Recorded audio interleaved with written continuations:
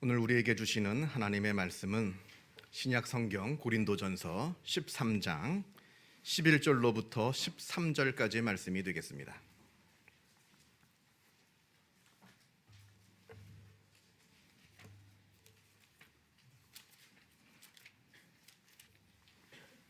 고린도전서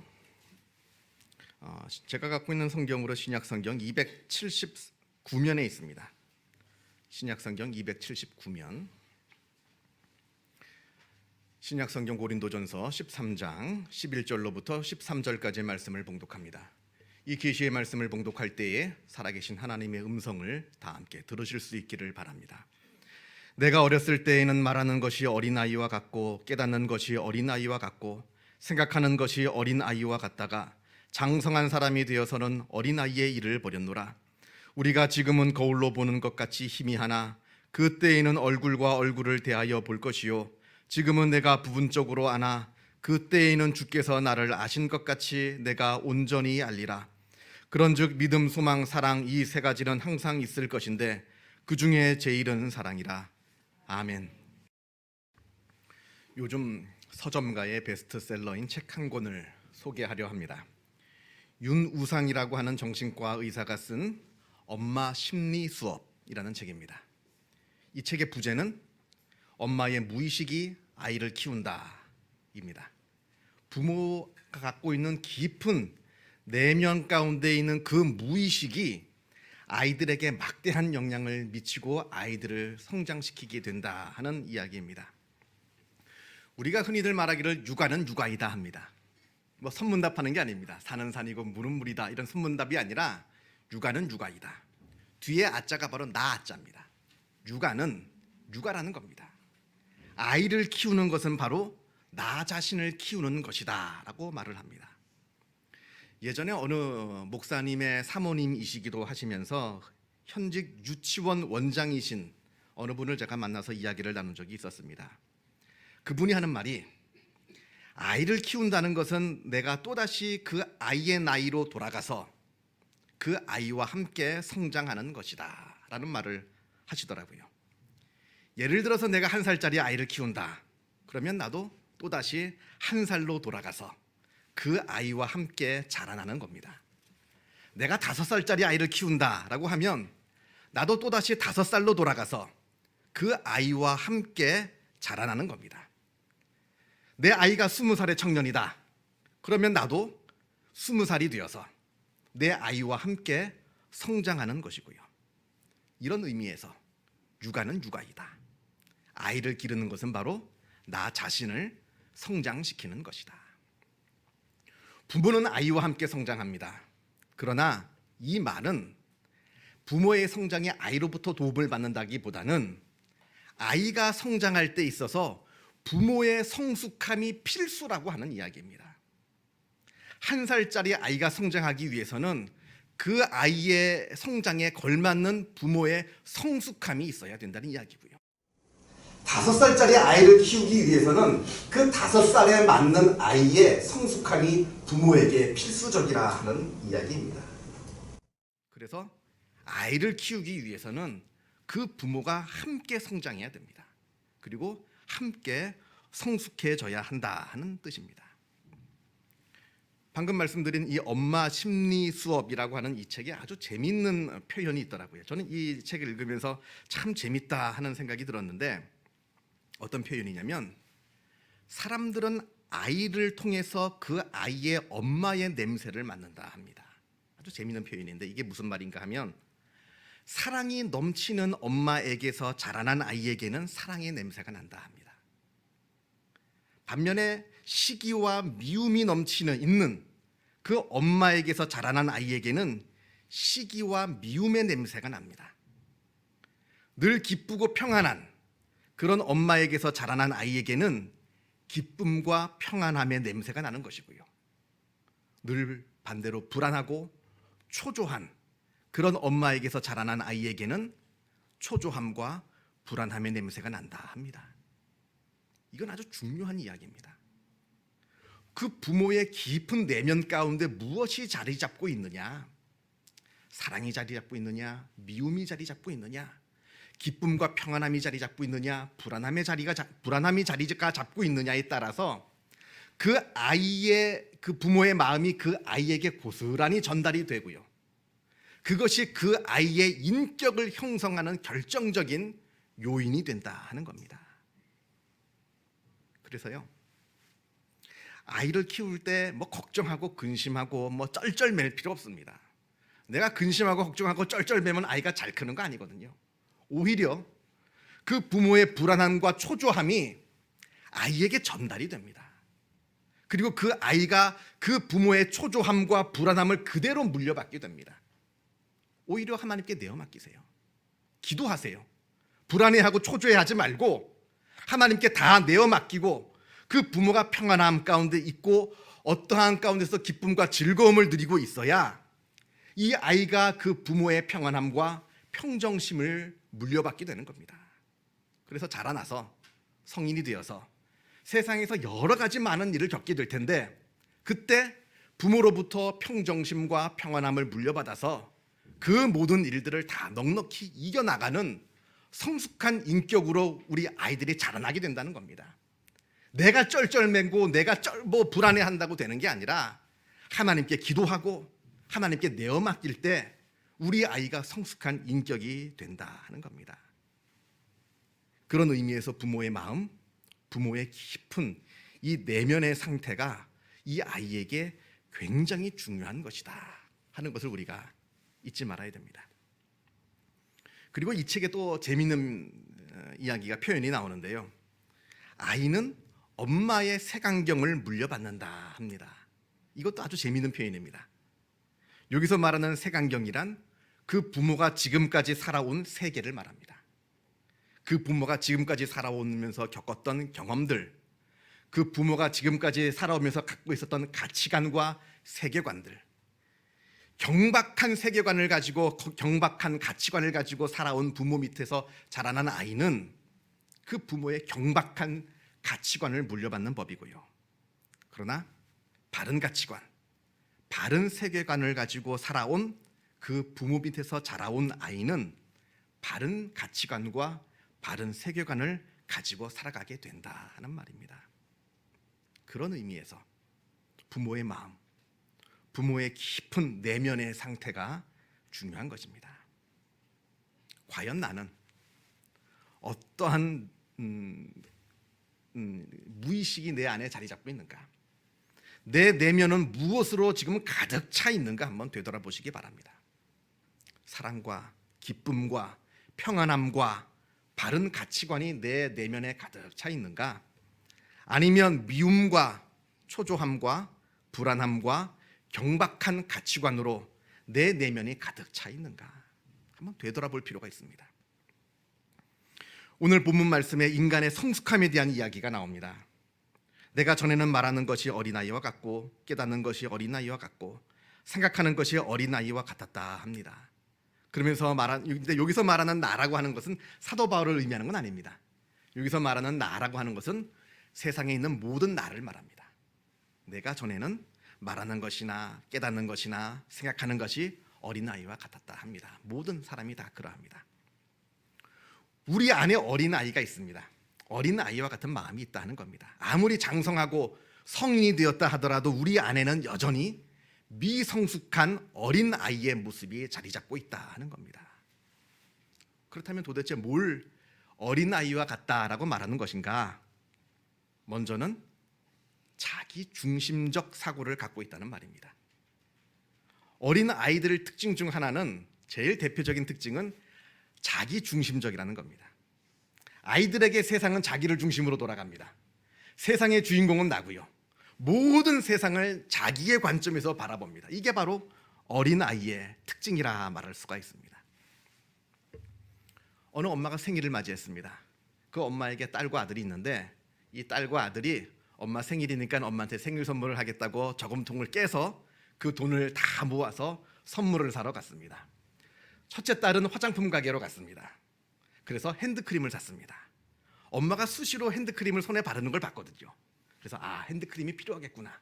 그래서 내가 핸드크림을 사서 엄마에게 주면 엄마가 이 핸드크림을 쓰면서 너무너무 기뻐하시겠구나, 이렇게 생각을 해서 핸드크림을 선물로 샀습니다. 막내 아들은 반면에 그 모아둔 모든 돈을 들고 장난감 가게로 갔습니다. 그래서 엄마 선물로 공룡 장난감을 샀습니다. 왜냐하면 공룡은 자기가 제일 좋아하는 장난감이거든요. 이게 무슨 차이인 줄 아시겠습니까? 누구의 입장에서 생각을 하느냐, 그겁니다. 누구의 입장에서 생각을 할 줄 아느냐, 상대방의 입장에서 생각을 할 줄 아느냐, 아니면 나만의 관점에서 모든 것을 바라보느냐. 상대방의 입장을 헤아릴 줄 아는 사람은 성숙한 사람이고, 내 입장에서만 생각하는 사람은 미성숙한 사람이다 라고 말할 수가 있습니다. 제가 예전에요, 어느 교회에서 교육 전도사를 하던 때의 일인데요, 그 교회는 매년 중고등학생들을 선발해서 장학금을 주는 교회입니다. 근데 이때 주는 장학금은 성적 장학금은 아니고요, 가난한 아이들에게 주는 구제 목적의 장학금입니다. 그 명목 자체가 그러합니다. 좋은 거죠. 아주 훌륭한 일입니다. 그리고 꼭 해야 되는 일이고요. 그런데 문제는 이 아이들을 예배 시간에 불러놓고는 앞에 일렬로 세워서 그 많은 사람들이 보는 앞에서 한 명씩 한 명씩 호명을 하면서 장학금을 주는 겁니다.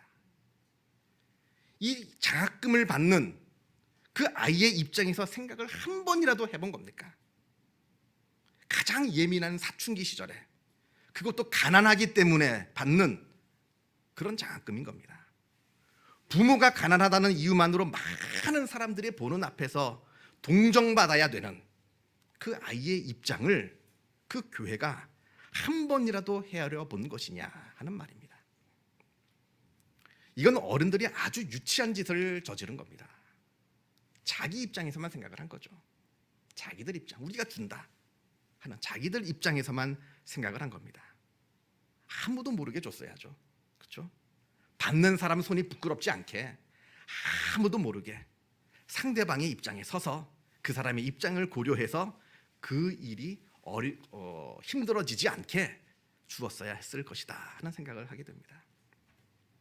자, 아무튼 어린아이와 같다 하는 것은 자기중심적 사고를 갖고 있다 하는 것을 말합니다. 두 번째로, 어린아이와 같다는 것, 이건 또한 어떤 의미를 갖고 있는가?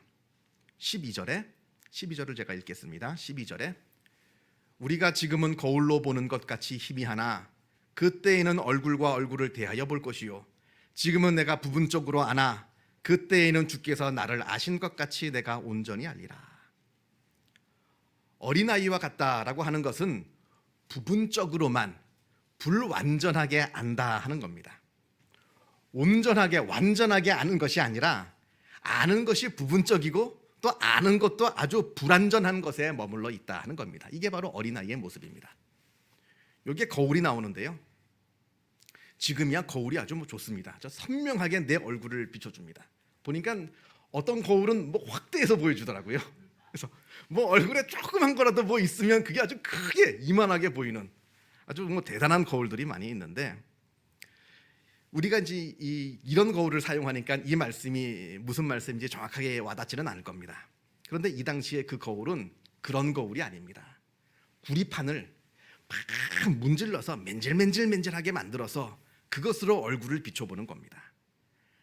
아무리 사람이 구리판을 맨질맨질하게 해놨다 하더라도 그 재질이 구리니까요, 선명하지도 않고요, 또 왜곡이 일어납니다.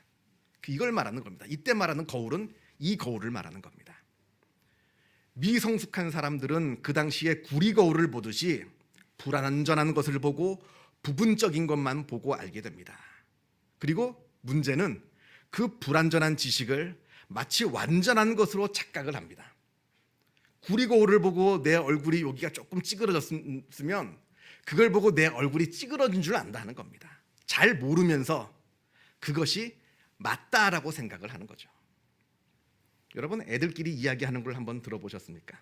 아이들끼리 서너 살짜리 아이들이라든지 그런 아이들끼리 얘기하는 걸 가만히 한번 들어보세요. 그거 아주 되게 웃깁니다. 그 말도 안 되는 이야기들을 서로 진지하게 하는데 이런 거죠. 장난감 하나 갖고 있으면서 이게 얼마나 비싼 건지 아냐? 얼만데? 그러면 이게 조그만 장난감 가지고 이거 100만 원도 넘어, 알지도 못하면서. 그러니까 그 옆에 있는 애는 나는 우리 집에 1000만 원도 넘는 장난감이 있어, 진지하게, 알지도 못하면서. 이게 바로 어린아이의 모습이다라고 하는 겁니다. 근데 이게 어른들도 마찬가지입니다.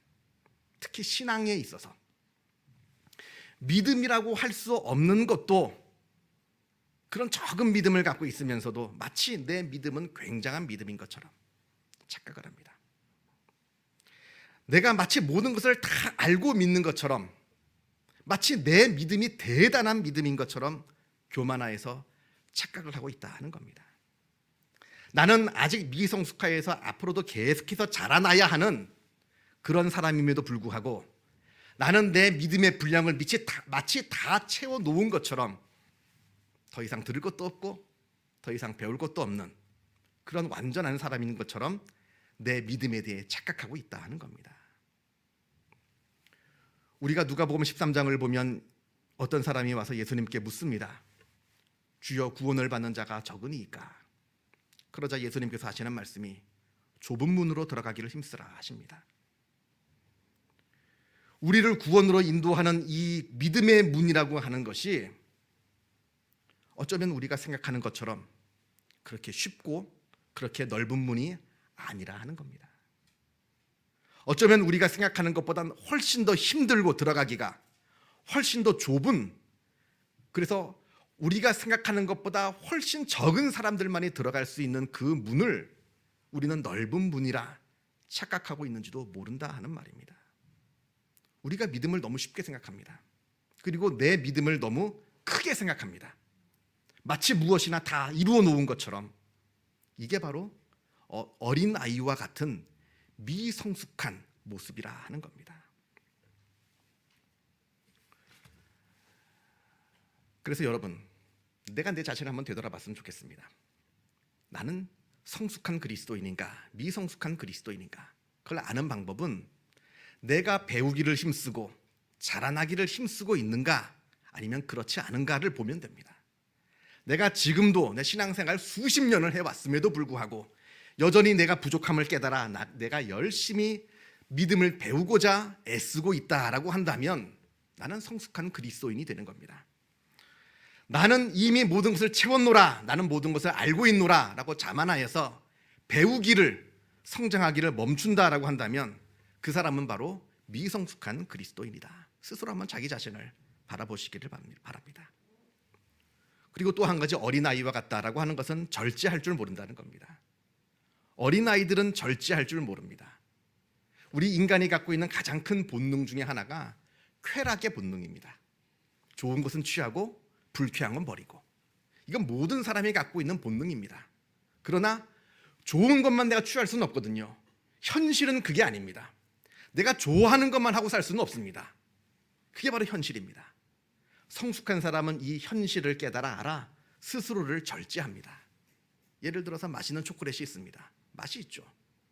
성숙한 사람은 한두 개만 먹고 절제합니다. 이게 몸에 좋지 않습니다. 그러나 미성숙한 어린아이는 자꾸 달라고 조릅니다. 맛있거든요.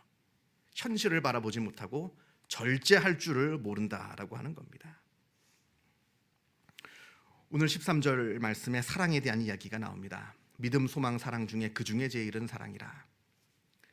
세상의 모든 성숙함이라고 하는 것은 사랑의 모습으로 표현이 됩니다. 그래서 사랑하는 사람은 성숙한 사람입니다.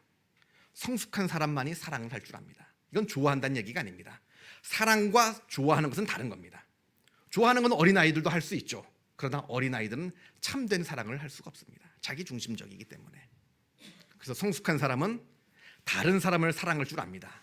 내 관점에서 벗어나 다른 사람을 헤아릴 줄 압니다. 이게 사랑의 모습이고요. 또 사랑하는 사람은 부분적인 것을만을 바라보면서 그것을 향해서 나아가지 아니하고 좀 더 늘 높은 것, 완전한 것, 특히 영원하신 하나님, 진리 되신 하나님을 바라보면서 그것을 향해서 한 걸음씩 한 걸음씩 걸어 나갑니다. 이게 바로 사랑의 모습입니다. 그리고 사랑하는 사람은, 사랑할 줄 아는 사람은 절제를 합니다. 내 스스로를 절제하여서 완전한 사랑의 모습으로 나아갈 수 있는 사람이 바로 사랑을 하는 사람들의 모습이라고 하는 겁니다. 오늘 말씀에 장성한 사람이 되어서는 어린아이의 일을 버렸다 합니다.